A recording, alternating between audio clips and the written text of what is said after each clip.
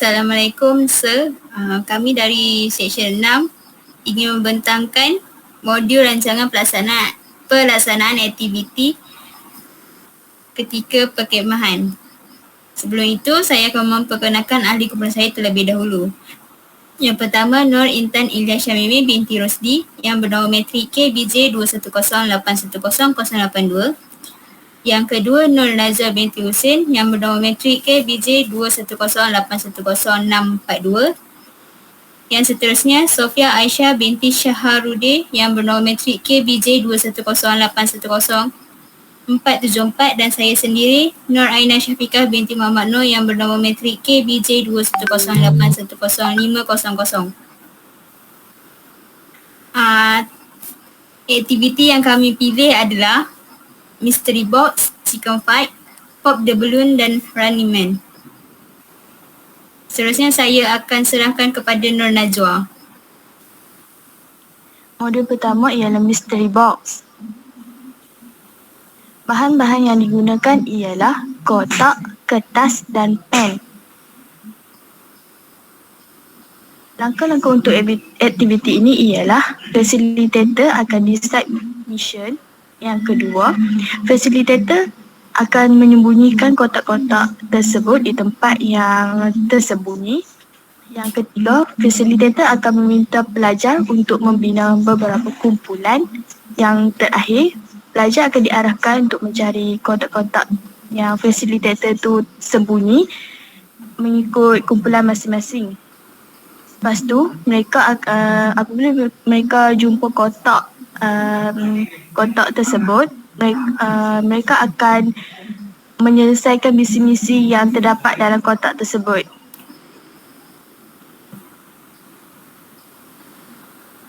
Refleksi. Yang pertama, pelajar perlu bertanggungjawab untuk menyelesaikan misi-misi yang ada di dalam kotak. Yang kedua, pelajar akan berasa bersungguh-sungguh untuk menyelesaikan misi-misi yang terdapat dalam kotak tersebut. Yang terakhir, pelajar perlu bekerjasama dalam kumpulan untuk mencari kotak-kotak yang tersembunyi dan misi-misi yang terdapat dalam kotak tersebut. Sekian saya serahkan kepada rakan saya iaitu Aina Syafiqah.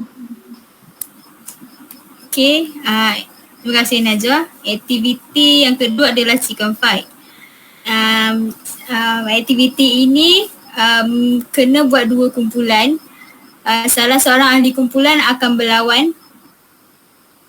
Sebelum berlawan, peserta mesti bersedia dengan kedudukan. Kedudukan dia, satu kaki akan diangkat dan satu tangan akan memegang kaki tersebut.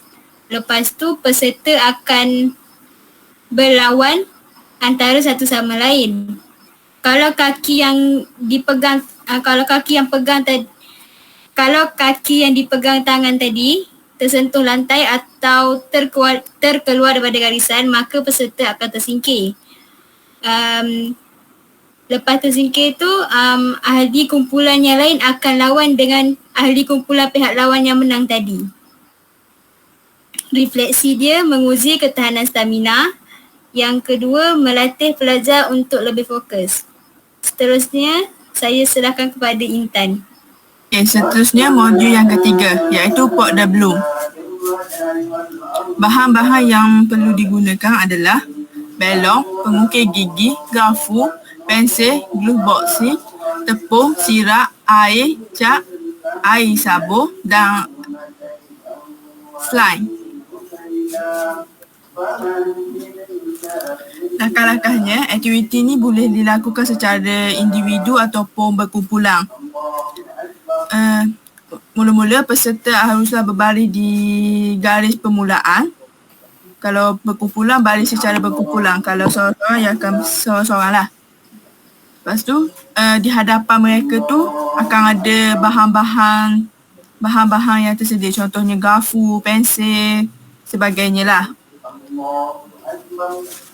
Untuk permainan ini, peserta akan pilih satu permainan yang ada dekat hadapan mereka.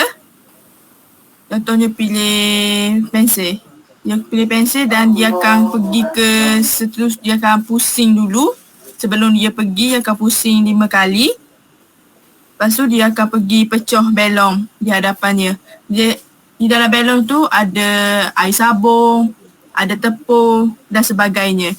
Jadi dia kena pilih yang mana belong tu yang ada tepung untuk dia menang lah. Kalau dia kena air sabun maknanya kumpulan dia kalah. Kalau kumpulan dia masa dia buat tu kena tepung, makna kumpulan dia akan menang. Begitulah caranya untuk bermain Board the Bloom. Menarik.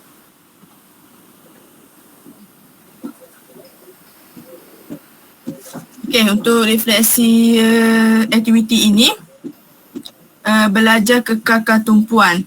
Yang kedua, menguatkan stamina. Yang ketiga, memberikan keseronokan kepada pelajar. Yang keempat, melatih minda. Okey, untuk modul keempat, saya akan serahkan kepada Sofia untuk terangkan. Terima kasih Intan. Untuk yang keempat ni saya bagi nama Running Man. Untuk siapa yang tak tahu Running Man ni ialah satu Korean variety shows yang terkenal di seluruh negara. Dan diorang terkenal dengan permainan rip nantik. Tapi yang permainan untuk saya nak cerita ni bukan rip nantik lah, tapi cuma berlari-lari je. So bahan dia hanya satu saja, kain je. Untuk cara-cara dia pula, permainan ni kalau buat ramai-ramai lagi meriah sebab dia kena bentuk satu bulatan yang besar. So first, diorang kena bentuk satu bulatan yang besar and then satu pemain tu kena duduk kat luar untuk jadi pengejar. So yang dekat pemain dekat luar satu tu kena pegang satu random objek. Untuk kat sini saya pilih kain. So dia kena pegang kain. Lepas tu yang pemain yang kat luar bulatan tu dia kena lari satu pusingan bulatan yang besar tu. Lepas tu dia kena letak kain tu dekat belakang random. Siapa pun yang dia nak.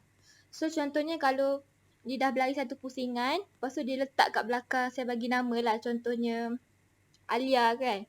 Dia letak kain tu kat belakang Alia. Lepas tu Alia tahu benda tu ada kat belakang dia. So it means dia yang jadi pengejar untuk kejar yang berlari satu pusingan tadi tu. So dia tahu and then dia kejar yang pengejar tu. Lepas tu kalau pengejar tu yang tadi tu, yang pegang kain tadi tu, kalau dia sempat duduk kat tempat Alia tadi tu, it means dia still in the game. Kalau dia tak sempat nak duduk, Alia tu dah tangkap dia, jadi dia out. So untuk aktiviti ni, refleksi dia dapat menguatkan stamina, menambahkan kecergasan fizikal dan dapat mengurangkan tekanan sebab dia melibatkan berlari. So berlari kan dia jenis cepat keluarkan peluh. So baguslah untuk menguatkan stamina tu. So ini sahaja daripada kumpulan kami. Terima kasih.